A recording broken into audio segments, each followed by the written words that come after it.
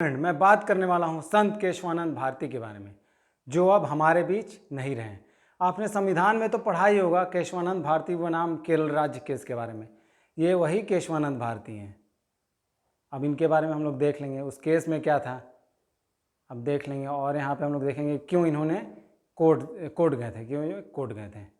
अब यहाँ देखते हैं पहले हम कि यह इनके बारे में देखते हैं। यह दक्षिण भारत के बहुत बड़े संत थे। इन्हें केरल का शंकराचार्य भी कहा जाता है, साथ ही इन्हें संविधान का रक्षक भी कहा जाता था। इसके अलावा देश के न्यायिक इतिहास में इनका नाम एक वादी के तौर पर अमर है।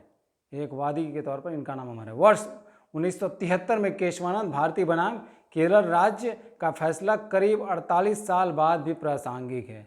देख लीजिए, केशवानंद भारती बनाम केरल राज्य का फैसला 48 साल बाद भी प्रासंगिक है। ऐसा क्यों है? क्योंकि दुनिया के कई अदालतों में इस फैसले को कोट किया जाता था। इस फैसले को कोट किया जाता था। यह संविधान का कवच बन गया था। संविधान का कवच है ये फैसला। देख लीजिए। अब इस फैसले में क्या हुआ था ये देख लेते हैं। इस ऐतिहासिक फैसले के अनुसार सुप्रीम कोर्ट ने साफ कर दिया कि अनुच्छेद 368 के संसद को संविधान में संशोधन करने की शक्तियां प्रदान करता है के तहत संविधान की मूलभूत संरचना में बदलाव नहीं किया जा सकता। मतलब कि 368 जो संसद को संविधान में संशोधन करने की शक्तियां प्रदान करता है, उसके तहत संविधान में मूलभूत संरचना में बदलाव नहीं किया जा सकता। अब यहाँ मूलभूत संरचना हम देख लेते हैं क्या है। मूलभूत संरचना क्या है? सुप्रीम कोर्ट ने मूलभूत संरचना को परिभाषित नहीं किया, लेकिन यह माना है कि संघवाद, पंथ निरपेक्षता, लोकतंत्र आदि मूलभूत संरचना है। संघवाद क्या है ये देख लेते हैं। यहाँ पे भारत राज्यों का संघ है, संघ से राज्यों से मिलकर बना है भारत, तो संघवाद हो गया।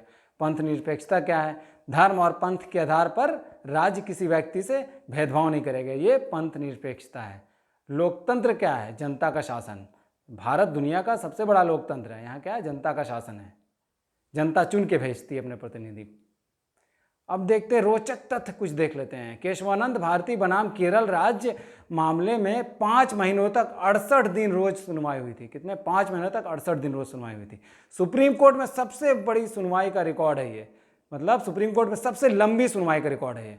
इस फैसले में 13 में से 7 जजों ने बहुमत से 703 पन्नों में फैसला सुनाया था। 703 पन्नों में फैसला सुनाया था। देख लीजिए आप, कितना बड़ा रिकॉर्ड है ये। यहाँ पे 5 महीने तक लगातार 68 दिन तक सुनवाई हुई थी। रिकॉर्ड है ये अब तक के न्यायिक इतिहास।